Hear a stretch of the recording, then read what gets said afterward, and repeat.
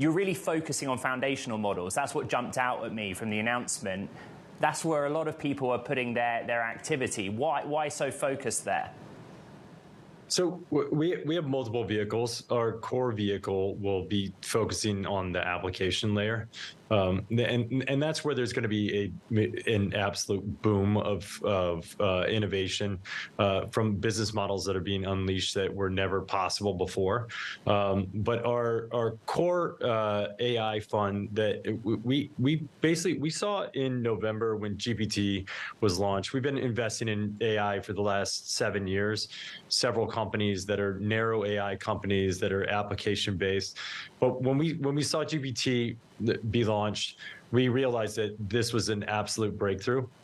And these foundational models are going to be the underpinning of the next absolute transformation for technology. When we first started investing in 2008, 2009, it was right around the mobile revolution, and companies that didn't embrace that in a forward basis really struggled. But it also unleashed extraordinary new business models that never could have existed before.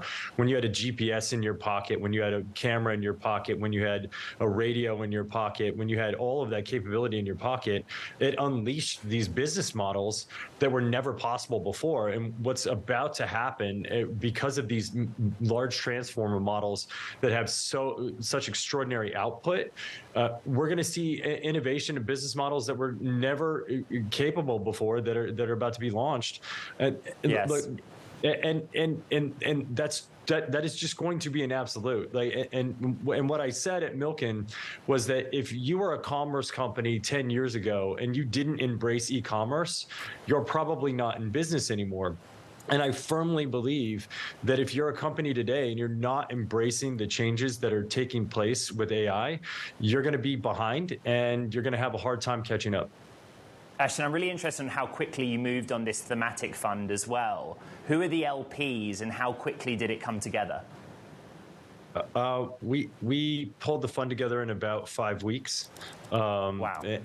And we have an extraordinary, we have a base of LPs that have been with us for years on end. So we have about $1 billion under management at Sound Ventures and have been working with some really extraordinary LPs over the years. And so we reached out to them and said, hey, this is happening now.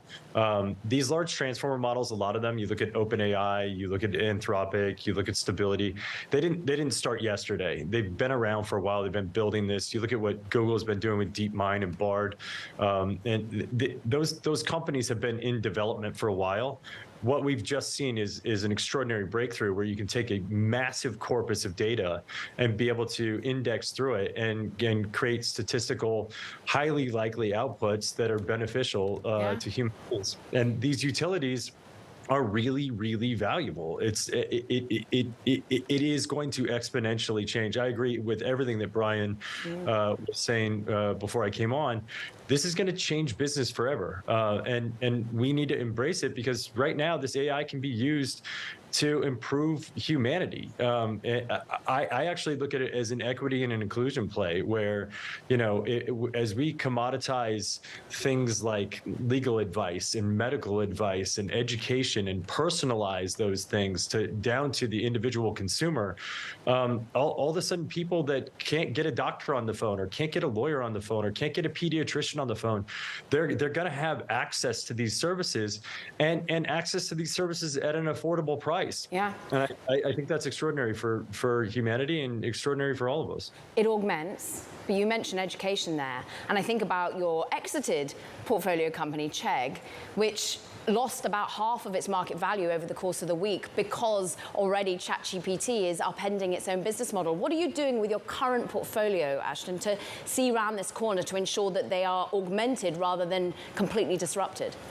So that was the very first thing that we did before we even thought about putting a vehicle together to invest in these things, is we reached out to every one of our portfolio companies and said, how are you embracing this technology? How are you implementing this technology?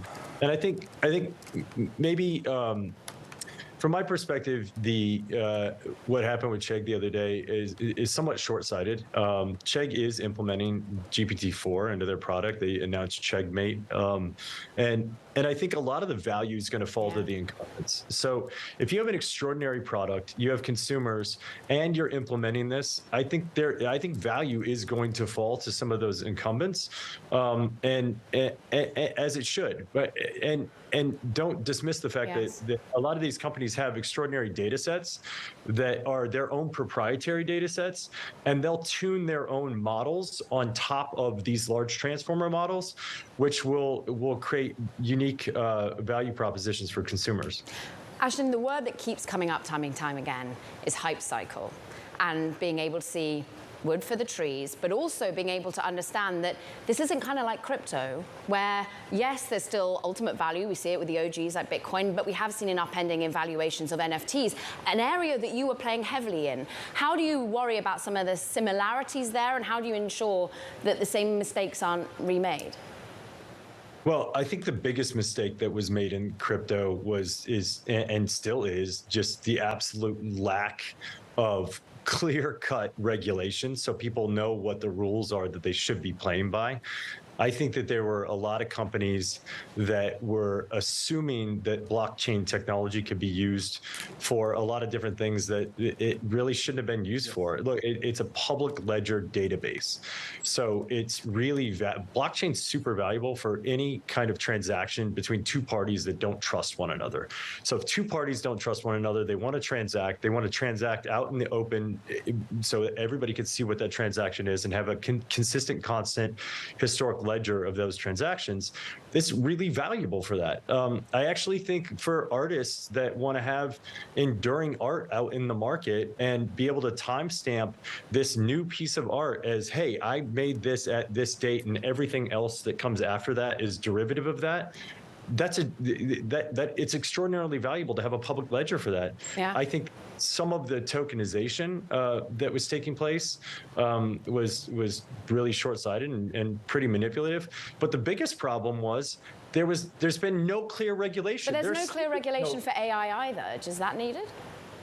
Yes, it is needed, and I think that the most promising thing, because by the way, it's not just needed; it's needed badly, and I think that we've seen some extraordinarily intelligent people that have come out and it said it's needed, and we need to really focus on this. I think the companies that are building this recognize that regulation is needed, and I think, and what I'm seeing that's really promising is the founders of these companies, the founders of Stability, the founders of Anthropic, the founders of OpenAI, Google, and otherwise are really forward thinking about what regulation should be, because I don't think anybody wants this to be an unfettered market. Yeah. And I think there are data privacy implications. I think there's what is the value of the data. I think there's misinformation issues. I work really heavily in eliminating child sexual abuse material from the internet. I think that's an issue that needs to be considered. I think biases need to be considered. I think that the traceability of this data needs to be considered. All of these things need to be considered. The good news is that the founders of these companies and the people that are building this technology, they're cognizant of it. They're being proactive about it. They're considering what needs to be done and what good regulation would look like. Because it's really hard if you don't understand how this technology works to understand how to regulate it. And the truth is, there's a lot of people that are fear-mongering on general artificial intelligence, and we're not there. We do not have general artificial intelligence yet. It's getting closer, and we need to be really considering what the implications of that are. But the benefits to society for the utilization of this technology are going to be extraordinary. And what we don't want to do is have it regulated in a way that puts it inside of a box and doesn't allow us to continue to innovate, because this isn't just happening domestically. Right. This is happening all around the world. And the push towards general artificial intelligence is going to happen here. If not here, it's going to happen in China. It's going to happen all over the world. And the implications of it are going to be massive. So we don't hamstring ourselves in a way where we are now behind and we're underneath the rock of somebody else's general AI. And so it needs to be done in an intelligent, thoughtful, proactive way. And the good news is that the founders of these companies recognize that, realize that, and are being proactive about it.